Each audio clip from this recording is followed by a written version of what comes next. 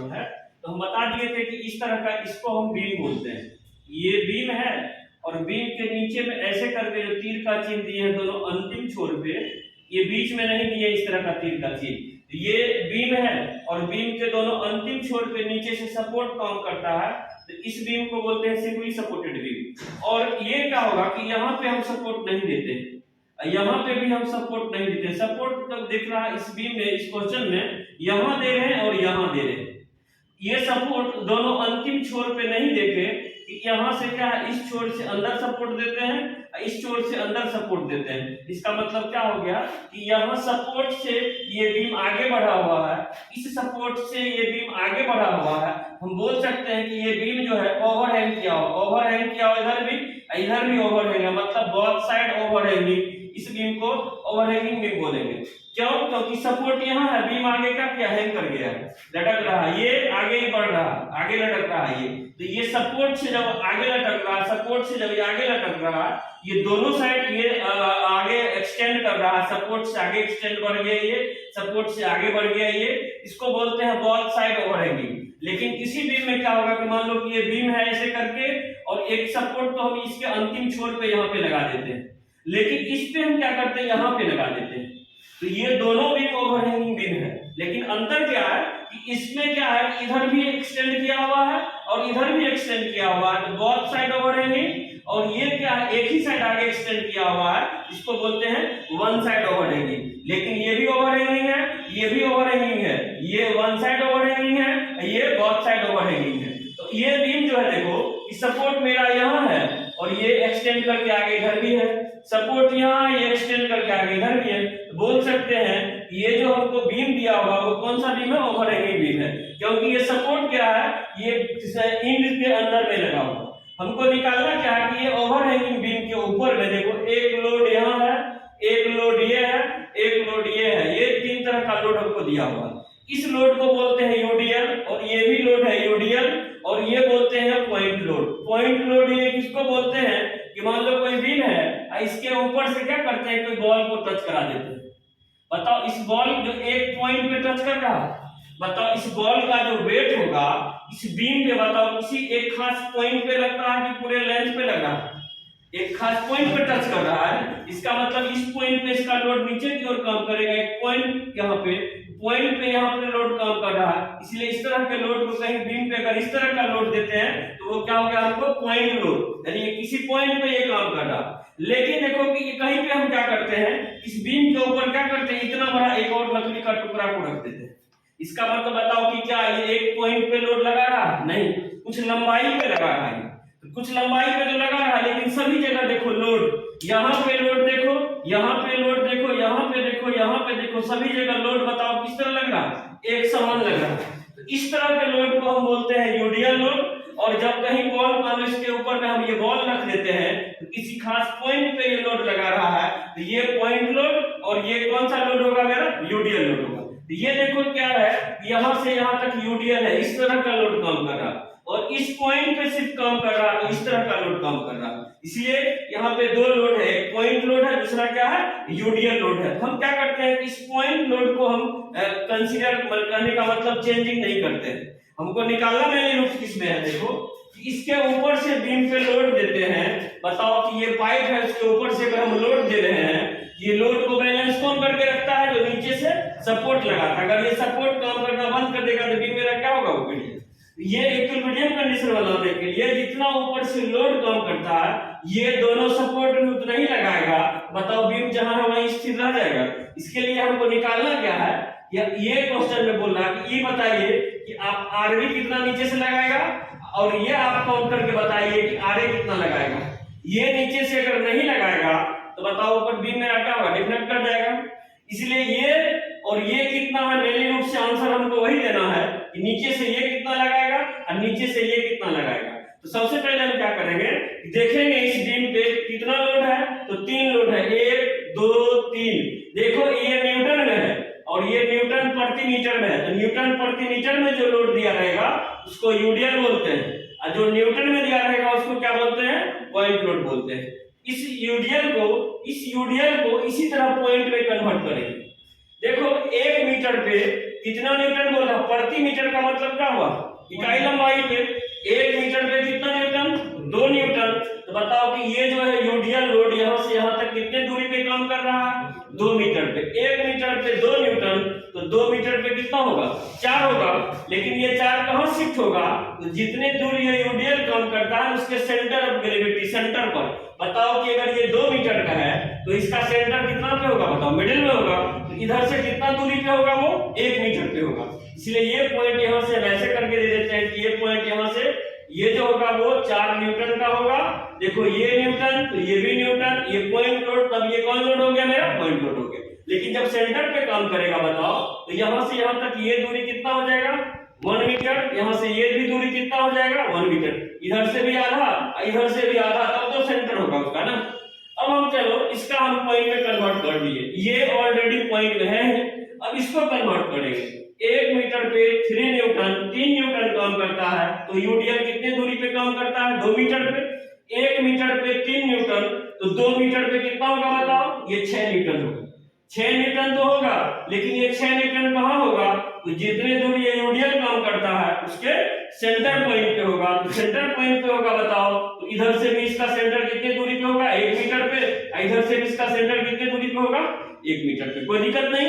अब हम ये लोड को पॉइंट में, ये खुद पॉइंट में है, इस लोड को भी पॉइंट में कन्वर्ट कर दिए। अब हमको कुछ करना ही नहीं है। एक क्या करेंगे, एक बार हम E के वाट मोमेंट ले लेंगे और एक बार C के वाट मोमेंट ले लेंगे। तो हम मोमेंट के लिए बता दिए फार्मूला इसके पहले ही।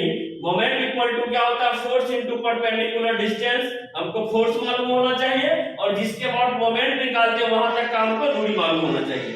अब हम ये लिखेंगे यहाँ पे इसमें क्या, कि बीम इन इक्विलिब्रियम। तो बताओ कि समेशन ऑफ एम ई पे मोमेंट कितना होगा, 0। बताओ कि समेशन ऑफ एम ये सी पे कितना होगा, ये भी 0 हो जाएगा। कोई दिक्कत नहीं है। यानी एक बार इसके बाद मोमेंट, एक बार इसके बाद मोमेंट, एक बार इसके बाद मोमेंट लेंगे। तो हम बोले थे इस छोर के बाद मोमेंट लेंगे तो शुरू कहां से करेंगे, अंतिम से शुरू करेंगे। इसके बाद मोमेंट लेंगे तो किधर से शुरू करेंगे, यहां से शुरू करेंगे। और शुरू करेंगे निकालने के लिए क्या चीज बताओ, कि m मतलब मोमेंट, और मोमेंट का मतलब हम बता चुके थे फोर्स इनटू परपेंडिकुलर डिस्टेंस करेंगे। तो हम ये पहले E के बाद मोमेंट लेते हैं, बेंडिंग मोमेंट अबाउट E के बाद मोमेंट लेंगे। इसका अंतिम छोर कहां से शुरू होता है, C। बताओ C पे लोड काम कर रहा है, नहीं कर रहा है। लोड कहां मिल रहा है हमको, यहां मिल रहा है। एक लोड कहां मिल रहा है, यहां मिल रहा है। ये भी नीचे से ऊपर की ओर फोर्स लगाता है, लेकिन ये ऊपर से नीचे की ओर फोर्स लगाता है तो 4 न्यूटन है। लेकिन ये नीचे से ऊपर की ओर लगाता है, ये हमको मालूम नहीं है, जिसको हमको मेजरमेंट करके दिखाना। ये नीचे से ऊपर की ओर लगा रहा, बताओ ये क्या लगा रहा, ऊपर से नीचे की ओर। ये नीचे से ऊपर की ओर, ये नीचे से ऊपर की ओर, ऊपर से नीचे की ओर। याद रखना एक साइन कन्वेंशन किसी बुक में क्लॉकवाइज भी लेता है और एंटी क्लॉकवाइज लेता है, लेकिन इसको वैल्यू को भी अगर हम कंसीडर करते हैं तो भी आंसर मेरा क्या होगा, वो सही है। बताओ E पर का मोमेंट निकालते हैं। इसका अंतिम छोर C पे है, यहाँ पे तो कोई फोर्स नहीं है। अंतिम फोर्स क्या होगा, यही होगा, ये अंतिम फोर्स है। बताओ ऊपर से नीचे की ओर काम कर रहा, ऊपर से नीचे की ओर काम करेगा तो वो पॉजिटिव होगा कि नेगेटिव होगा, नेगेटिव। कितना नेगेटिव बताओ, तो भाई -4 इनटू, बताओ इससे डिस्टेंस यानी फोर्स तो ले लिए, अब डिस्टेंस गुना करेंगे कहां तक, E तक का। क्यों E तक का, क्योंकि मोमेंट किस पॉइंट का निकालने, बताओ E पॉइंट का निकालने। यहां से E तक का दूरी कितना होगा बताओ, ये यहां से E तक का दूरी कितना होगा, 7 होगा। 2 2 4 2 6, और यहां से यहां तक का ये दूरी 1 मीटर है कि 2 मीटर, 1 ही मीटर है, इसलिए 7 होगा। यहां के बाद हम आगे बढ़ जाते हैं। बताओ यहाँ पे नीचे से ऊपर की ओर काम कर रहा है, नीचे से ऊपर की ओर काम करेगा, उसको हम क्या लेते हैं, पॉजिटिव। और ये कितना फोर्स है हम मालूम नहीं है, इसलिए उसको वैल्यू को क्या मान लिए, RB मान लिए। इसीलिए क्या होगा, प्लस RB गुना, प्लस क्यों दिए, समेशन का मतलब क्या, सभी फोर्स की वजह से मोमेंट का सम को मेजरमेंट करना। ये RB और यहां से E तक का दूरी, हर वक्त हम E तक का दूरी को इसलिए मापेंगे क्योंकि मोमेंट किसका निकाल रहे हैं, E पॉइंट का निकाल रहे हैं। बताओ ये फोर्स E तक का दूरी कितना होगा, 6। फिर हम आगे बढ़ जाते हैं। बताओ ये लोड माइनस की प्लस -20, क्यों -20, क्योंकि डाउनवर्ड काम कर रहा। यहां से E तक का दूरी ये कितना होगा बताओ, 4। यहां के बाद यहां पे आ जाते हैं। बताओ नीचे से ऊपर की ओर फोर्स काम कर रहा, क्या होगा ये RA गुना, यहां से 2, फिर इसके बाद आगे बढ़ जाते हैं, बताओ -6 इनटू कहां तक का दूरी, ई तक का दूरी, ये क्या होगा 1 इक्वल टू क्या होगा, ये 0 हो जाएगा। बताओ कि यहां पे लिख सकते हैं कि 2RA प्लस 6RB बराबर, ये 728 माइनस में है, बराबर के साइड कर देंगे, किस में आ जाएगा, प्लस में, 20 चौका 80 प्लस की माइनस, इधर प्लस में आएगा। बताओ कि माइनस में इधर चले जाएंगे क्या होगा, ये प्लस में आएगा। बताओ कितना आता है हमको कि 108 100 100, ये 14 आता है, ही ना आता। बताओ कि 2 से सब जगह डिवाइड कर देंगे, इसमें क्या बचेगा हमको बताओ, RA प्लस 3RB बराबर कितना होगा, 2 से मल्टीप्लाई करेंगे, 5 दूनी 10, ये 7 दूनी 14, ये एक इक्वेशन आ गया हमको। कोई दिक्कत है क्या कि ये 2 से यहां भी डिवाइड, 2 से यहां भी डिवाइड, 2 से इक्वेशन को हम क्या किए, सॉल्व कर दिए, एक इक्वेशन आ गया हमको। अब बताओ RA प्लस 3RB बराबर 47 75 आ गया। अब हम जब इसके व्हाट मोमेंट लेंगे तो फिर तो कहानी वही से आएगा, फोर्स गुना दूरी करेंगे, एक इक्वेशन और इस तरह का आ जाएगा। इसलिए उतना लेंथी हमको नहीं जाना। हम क्या करेंगे, जब हम बीम को इक्विलिब्रियम कंडीशन में माने हैं तो हम ये लिख सकते हैं यहां से RA we know that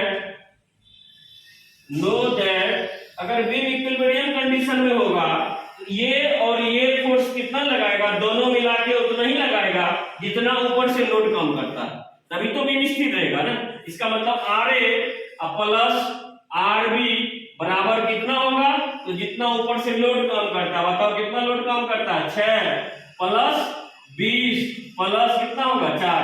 बताओ RA प्लस RB बराबर कितना होगा, ये 30 ही होगा ना। बताओ जहां पे हमको RA, ये इक्वेशन को 2 मान लो, इक्वेशन 1 और 2 किसी में से इक्वेशन 1 और माइनस इक्वेशन अगर 2 कर देते हैं, बताओ क्या होगा, RA प्लस 3RB बराबर 57, RA plus RB equal to कितना होगा 30। इसको घटाएंगे, माइनस वाला प्लस वाला माइनस, माइनस ये माइनस, ये कैंसिलेशन, 2 में से 1 चला गया, कितना होगा 2RB बराबर कितना होगा, बताइए यहाँ पे 27।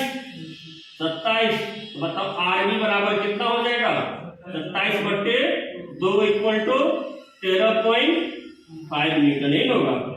RB 13.5 न्यूटन, RB का वैल्यू इक्वेशन 2 में पुट कर देंगे।